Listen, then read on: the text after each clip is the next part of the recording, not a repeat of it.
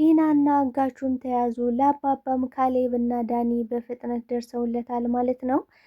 ቲና ስልክ ስታወራ እንግዲህ ሁሉንም ነገር ትሁቴ ሰምታ ነበረ። ማለትም አባባን እንደሚያስወግደው ወደ አባባ እየሄደ እንደሆነ እንደገናም ደግሞ ጀግናዬ እሰይ አኮራኸኝ፣ አሁን ሀብቱ ንብረቱ ወደ እኔ ይዞራል ስትል ሁሉንም ነገር ስታወራ ትሁት ሰምታ ነበርና ትሁትም እንዲሁም ለፖሊስ ለካሌብና ለዳኒ በመንገር ፈጥነው በርደው እንዲደርሱለት አድርጋ ነበረ። እነሱም እንግዲህ የአባባን ሕይወት ታድገውታል ማለት ነው። አሁን ላይ ቲናና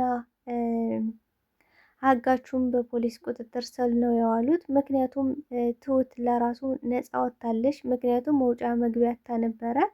ያ የሰማይ ስባሪም እንግዲህ ቲናን ሲያስቸግራት የነበረ 1 ሚሊዮን ብር ካላመጣሽ አልፋታሽም፣ አልተውሽም፣ ብትሰጭኝ ይሻልሻል የሚለው የሚያስቸግራት እንግዲህ በትሁት እጮኛ በሆነው ተወግዷል። ምክንያቱም ደግሞ ይሄ የቴና ሴራ ነበረ። ቴና እንድታስወግድልኝ እፈልጋለሁ ባለችው መሰረት አስወግዶላት ነበረ። እንዲሁም ደግሞ አባባን ሀብቱ ንብረቱ በአባትየው ስም ነው፣ ስለዚህ አባትየው ልታስወግድልኝ ይገባል በማለት ስትነግረው እሱም እኔ የማንንም የማስወገድ ፍላጎት የለኝም፣ ዝም ብለሽ የተባልሽውን ብቻ ስራሽን ስሪ፣ እኔ ጋር እንደዚህ አይነት ጨዋታ ይቅርብሽ ሲላት እሷም እንግዲህ በትሁት እንደማይደራደር ስላወቀሽ ካሌብ እኮ ትሁትን ያፈቅራታል በማለት ስትነግረው እሱም እሳት ኮንታክት ሆኖ መጠጡን የሌለ እየገለበጠ ነበረ። ከዛም እሺ እንዳልሽው ይደረግልሻል፣ ያን ሰውዬሽ ይወገድልሻል፣ አንቺ ግን የልብ ጓደኛዋ እንድትሆኝ እፈልጋለሁ። የትሁት የቅርብ ጓደኛዋ እያንዳንዷን ነገር ሚስጥሯን ሁሉን ነገር እንድትነግርሽ አድርጊ በማለት እንግዲህ ቲናም መልካም ሰው ሆና የኔ እናት የኔ ወርቅ እያለች እንግዲህ ትሁትን እየቀረበቻት ነበረ። በነገራችን ላይ ትሁት የማመን ችግር የለባትም ብሎ ነግሯት ነበር እሱ ለራሱ ማለት ነው። ስለዚህ አባባም ወረቀቱን እንዲያገኘው አድርጋለች። በባለፈው የጻፈችውን ደብዳቤ ትሁት በቃ የስንብት ደብዳቤ የጻፈችውን ሆን ብላ እንግዲህ ቲና በረንዳ ላይ ጥላው ነበረ አባባ እንዳየው ማለት ነው። ስለዚህ አባባም በዚህ ተናዶና ተበሳጭቶ አይ ባድ ለካ ባድ ከባድነቱ አይወጣም፣ እኛ በፍቅር ቅሪ ስንላት እሷ ጭራሽ ተደብቃ ትሄድ ጀመረ በማለት በዚህ ተናዶ እንግዲህ ውጭ አምሽቶ በሚመለስበት ሰዓት ነው ተጠባብቀው እንግዲህ የአባባን ሕይወት ለማጥፋት የተዘጋጁት። ሰላም ጤና ይስጥልኝ ውድና የተከበራችሁ የቻናል ቤተሰቦች ትሁት ክፍል 52ን ወደ እናንተ ይዤላችሁ መጥቻለሁ። በዚህ ክፍል ላይ ብዙ ነገሮች ተፈጥረዋል። ቀጣይስ ምን ሊፈጠር ይችላል የሚለውን ነገር የምናወራ ነው የሚሆነው። እንግዲህ ትሁት ባለፈው ደብዳቤ ጽፋ ከቤትም ተሾልካ ለመውጣት በሌሊትም በተዘጋጀሽበት ሰዓት ቲና አግኝታት ነበረ። ቲናም የት ነው የምትሄጂው ትሁቴ? ቆይ በዚህ ሰዓት ምን ሆነሻል? በማለት ትሁትንም በማባበል እንዳይሰሙን ቀስ ብለን እናውራ በማለት ወደ ክላስ ገብተው ነበረ። ትሁትም እንግዲህ አምናት ስለነበረ እያንዳንዱ ነገር እያወራሻት ነበር። በቃ እኔ ከዚህ ቤት የመቆየት ፍላጎት የለኝም፣ በቃ መሄድ ይኖርብኛል፣ ተይ ቲና ስትላት እሷን በፍጹም አልተውሽም፣ እኛ እኮ ቤተሰቦች ነን፣ ለምንድን ነው ማትረጅኝ? እኔ እኮ የምር በጣም ወድጅሻለሁ፣ ደግሞ በባለፈው ሁሉ ነገር ተጸጽቻለሁ። እናም የቀረበኝ ባክሽ፣ እኔ እንደ ጓደኛም እንደ እህትም ሊሆንልሽ ይገባል። አንቺ እኮ ለእኛ ማለት ትልቅ ቤተሰባችን ነሽ። ስለዚህ ከእኛን ጥለሽ ደግሞ የትም መሄድ አትችይም በማለት አባብላ አስቀምጣት ነበረ። የጻፈችውን ደብዳቤም ይኸው ይዤዋለሁ፣ አሁን ቀዳድጄ እጥለዋለሁ ብላት አታላታለች። እሷም እሺ በቃ ቀዳድሽ ጣዩ ብላት ነበረ። ግን ነገር ግን ቲና ግን ያቀደችው ሴራ ትልቅ ሴራ ስላለ ነው ይሄን ያደረገችው ማለት ነው። ወረቀቱን ቀዳዳ እንግዲህ በራንዳ ላይ በመጣል አባባ እንዲያገኘው የተለያየ ማንኛውም ሰው ይሁን ብቻ ገጣጥሞ እንዲያነቡት በማድረግ እንደገናም ደግሞ ወደ አጋቹ በመሄድ ቆይ እኔ ብዙ ነገር እየሰራሁልህ ነው፣ አንተ ግን ምንድን ነው ያደረግክልኝ እስካሁን ነገር? እኔ አባባ እንድታስወግድልኝ ይፈልጋለሁ። ምክንያቱም ሀብቱ ንብረቱ በልጅየው ስም አይደለም፣ ልጅየው ደግሞ ህጋዊ ባሌ ነው። እሱን ደግሞ መፍታት እፈልጋለሁ፣ እባክህ እርዳኝ እና እኔ ብዙ ነገር እያደረግኩልህ ነው ስትለው እሱም ምንድን ነው የሰራሽው? እስኪ ዝም ብለሽ አትለፍልፊብኝ፣ አሁን ያደረግሽውንና የተፈጠረውን አዲስ ነገር ንገሪኝ ስላት ትሁት ከቤት ልትወጣ ነበረ። ደብዳቤ ጽፋ በቃ ያለ የሌለ የፍቅር ደብዳቤያቸውን ጽፋላቸው ከቤትም ልትወጣ ስትል መታጠቢያ ቤት ድንገት ስወጣ አገኘዋት። እናም እንደምንም ብዬ አባብዬ አስቀረዋት ብላ ትነግረዋለች።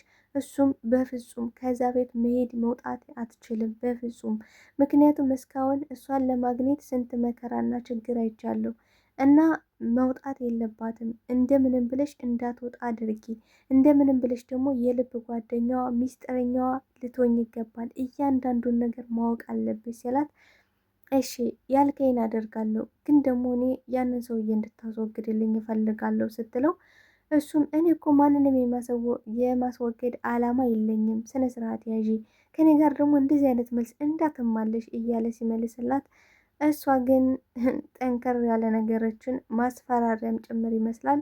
ካሌብ እኮ በጣም ነው የሚወዳት ትሁትን ብላለች። ምክንያቱም ቲና ደካማ ጎኑን አውቀዋለች። አሁን በነገራችን ላይ የቲና ስማርትነቷ የሁላቸውንም የምትጠቀምበት አጠቃቀም ደካማ ጎናቸውን በማወቅ ነው እንግዲህ የምትጠቀምባቸው። ምን ብላለች? አሁንማ ቲና ትሁትና ካሌብ ፍቅራቸውን በደንብ እንዲያጣጥሙ አደርጋቸዋለሁ። ምክንያቱም እች ቲና በጣም የዋህ ትሁት፣ በቃ ያየ ሰው የሚቀናባት ቲና እሆናለሁ ብላ ራሷን ወስናለች ማለት ነው። ስለዚህ ምን ብለዋለች?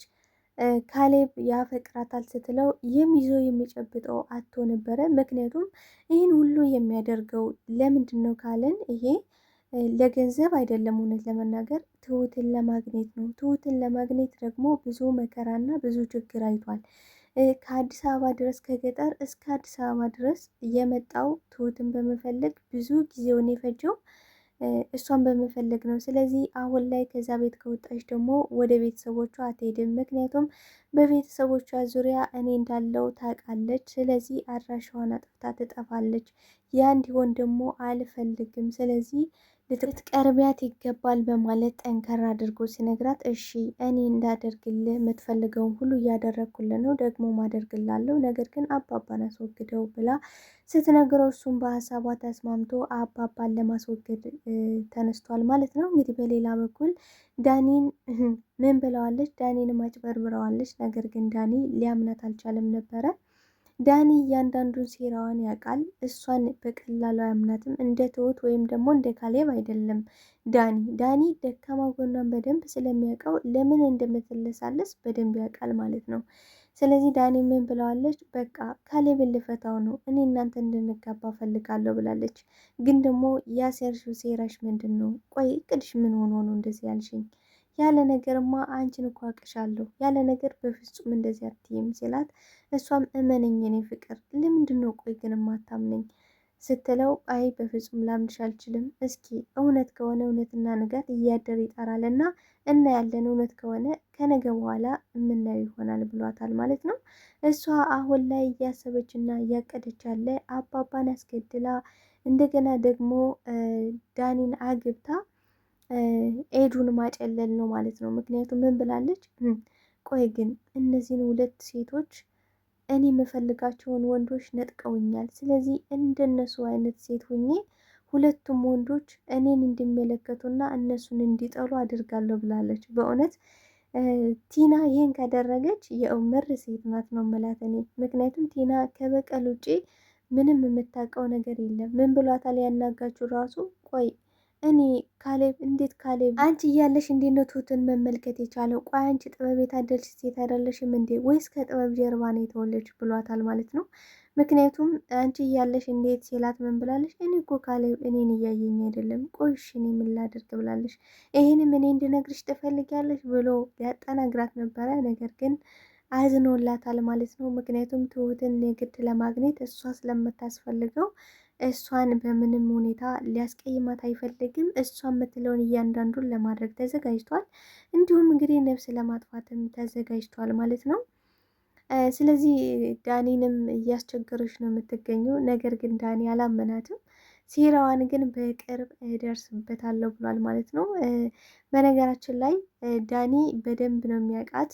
እያንዳንዱን ነገሯን ለምን እንደምትለሳለስ በደንብ ያውቃል። ስለዚህ ትሁት ግን ምንም ችግር የለባትም። የዋ ስለሆነች አቅፋ አስተባብላት ምናምን እያሾፈሽባት ነበር አጠፋሻለሁ፣ ቆይ እንዴት እንደማጠፋሽ አንቺ አልገባሽም እያለቻት ነበረ።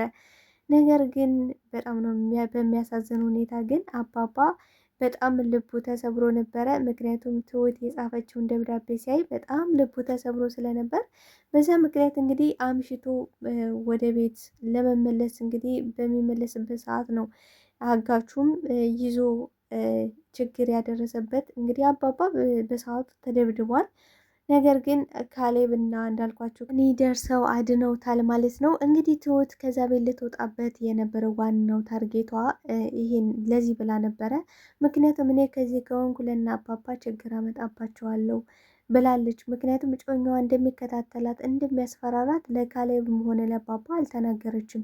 አለመናገሯ ደግሞ ብዙ ዋጋ እንዲያስከፍል አድርጓል ማለት ነው። እዚህ ሁሉ ነገር አይደረስም ነበረ ቀድማ ብትናገር ኖሮ ማለት ነው። ስለዚህ አባባ ይሄንም ሲሰማ በጣም ነው የሚያዝንባት ትሁትን።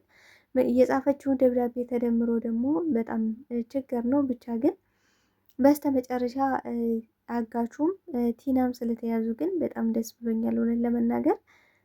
ትሁትም አባባ በጣም ይቅርታ፣ በእኔ ምክንያት ነው እንደዚህ የሆንከው፣ በእኔ ምክንያት አስደበደብኩ፣ በእኔ ምክንያት ላስገድለ ነበረ፣ አባዬ በጣም ይቅርታ አድርግልኝ በማለት ስትማጸነው፣ አይ ትሁቴ በጣም ነው የተሳሳትሽው፣ ለምን ቀድመሽ አልተናገርሽም? ለምንድን ነው ያልነገርሽን? እኔ እኮ እንደ አንድ ቤተሰብ እርስ በርስ የምንደጋገፍና እያንዳንዱን ነገር የምንነጋገር መስሎኝ ነበር፣ በራሴ በጣም ተሸውጃለሁ በማለት አባባ አዝነዋል ማለት ነው። እንግዲህ ቀጣይ ሊሆን የሚችለው አባባ በፍርድ እንዲቀጡ ያደርጋል ብዬ ተስፋ አደርጋለሁ። መቼም ከዚህ በኋላ ይቅር ብሏቸው ከዛ እስር ቤት እንዲወጡ አያደርጋቸውም ብዬ ተስፋ አደርጋለሁ። ዳኒን በድጋሚ አባቴን ስላስተረፍክልኝም አመሰግናለሁ በማለት አንተና ኤዱ አብራችሁ ረዥም ሰዓትን ለመኖር የታደላችሁ ናችሁ። ስለዚህ አንድ መሆን አለባችሁ። በፍቅር እኮ አይናችሁ ያስታውቃል፣ ትስስር አላችሁ። ስለዚህ ይቅር ትላለች ኤዱ፣ አንተም ይቅርታ ጠይቃት በማለት እያበረታታው ነው የሚገኘው። ቤተሰቦች እስኪ እናንተ ያላችሁን ሀሳብ አስተያየት፣ ቀጣይ ምን ሊሆን ይችላል የሚለውን በኮሜንት ሴክሽን ላይ ያስቀምጡልኝ። ለዛሬ ይዤላችሁ የመጣሁት ቪዲዮ ይህን ይመስል ነበረ። ታዲያ ቤተሰቦች ቪዲዮውን ላይክ፣ ሼር እያደረጋችሁ እንድታበረታቱኝ በአክብሮት ጠይቃችኋለሁ። አብራችሁኝ ስለነበራችሁ ስለነበረን ቆይታ እጅግ አድርጌ አመሰግናለሁ። ባይ ባይ ቤተሰብ።